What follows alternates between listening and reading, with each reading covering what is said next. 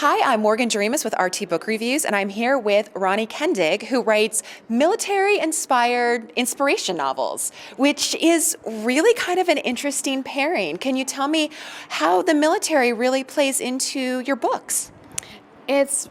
It's a key component. Without the military aspect, my books would fall apart. The characters are all prior military, and they've come together and they've formed a Black Ops team, and so each book is centered around one of the different characters for it. And this causes some great things to happen, including we get things like they might be accused of espionage, or there might be a murder that they have to solve, or there's a conspiracy that they have to go into. So there's always seems to be something plot-wise you're ready to delve into because you do attach it to the military and these special ops. Right. There's all these global hot spots that you kind of wish somebody would go in and just take care of it, but everybody's being political. So in my story, I get to go in and take care of those problems. I guess the characters take care of it. So it's a lot of fun with them going around the world and doing those different little missions within missions. And your series has a really interesting name. They're called the Discarded Hero books. Yes. How did that come about, and what does it really mean? How does that resonate with your heroes in the stories? Well, it was born out of my experience with my father and with my father-in-law who came back from Vietnam, and they saw so many horrific things, and they came back, and we wanted them to be normal and just fit back into life. And we discarded them. We forgot about them because they weren't the same. Normal wasn't the same for them anymore. So I wanted to, the name is just kind of symbolic of we've forgotten about our heroes. We need to pay attention to them so that we support them and let them know we've got your back now that you're back. So they covered us over there. They fought for freedom. Now we've got your back while you're here. You figure it out. Prayer, whatever you need, we've got it for you. I think that's a great message to send because it's so, right now, honestly, we're fighting on the two fronts right now in the Middle East and Afghanistan. And I think that a lot of times, back here in America, we don't necessarily think about it every day. It's not an everyday part of our lives when really we have thousands of soldiers, both men and women, that are in the desert. They're in the front line. They're fighting for freedom, and it's really great to see an author pay the respect that's due to them. Thank you. Military life is very dear to me. I grew up as an Army brat, so my husband was in the military, and that's just something very special to me. I've always had a passion for that. How often do you go back to your father, your father-in-law, and your husband to get kind of maybe some of the inside information about what it would be like to serve? Constantly. My husband is my source. He's a military history buff, amateur military history buff. So, and he was in the military. And my father-in-law, he actually came to the realization only recently that he has PTSD. And when I first started writing The Discarded Heroes, this man who I'd always admired and thought so highly of, and didn't really engage me much in conversation, but he started engaging me. And when we'd come down to visit, he's like, "Ronie, how are those books doing? How are you doing on that series?" And he started one day we went out to dinner with the family, and he started telling this story from Vietnam. And I saw my mother-in-law just sit there, just completely frozen. And I was sitting in the back of my mind, I was like, she's never heard this story. And about 10 minutes into the story, he says, "That's all I have to say about that." And it was this really dark. He went in to try to save these POWs, and he was a chopper pilot.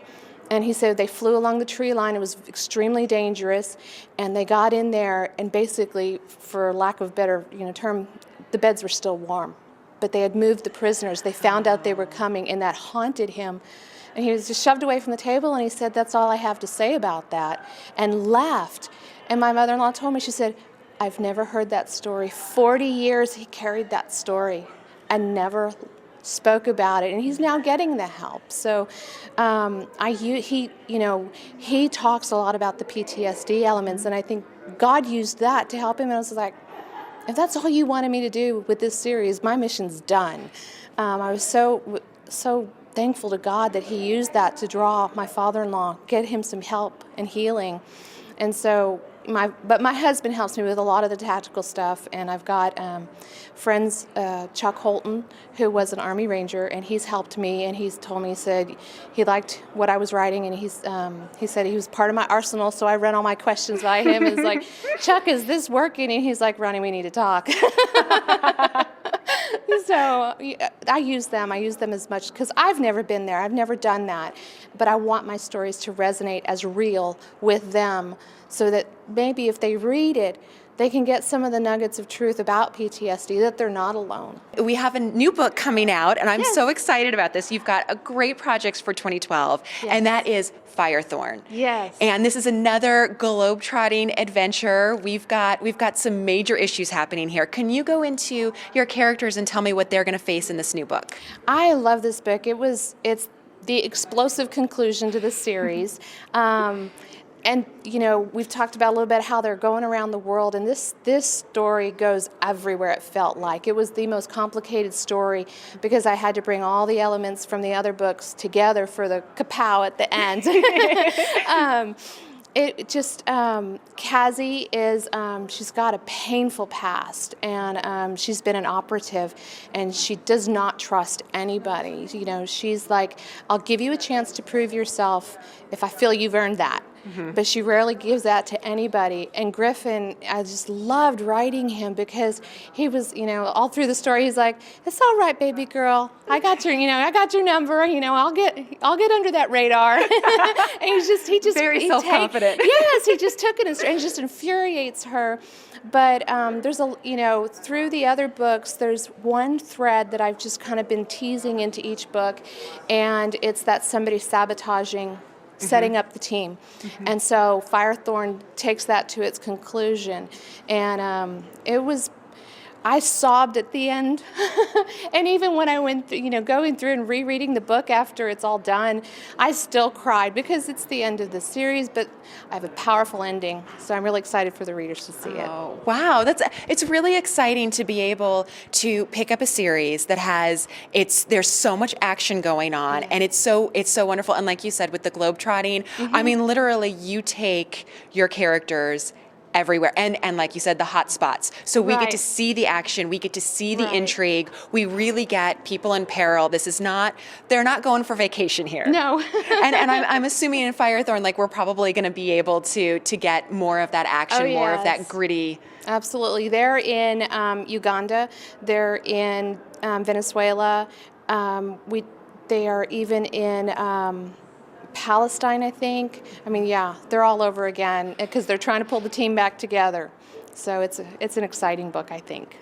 Well, I have to ask you, I know 2012, we do have Firethorn, yes. But then what else can we expect? Like, what after the Discarded Heroes, because this is the last in the series, it is. What are you working on? What's else is out there for you in the next year?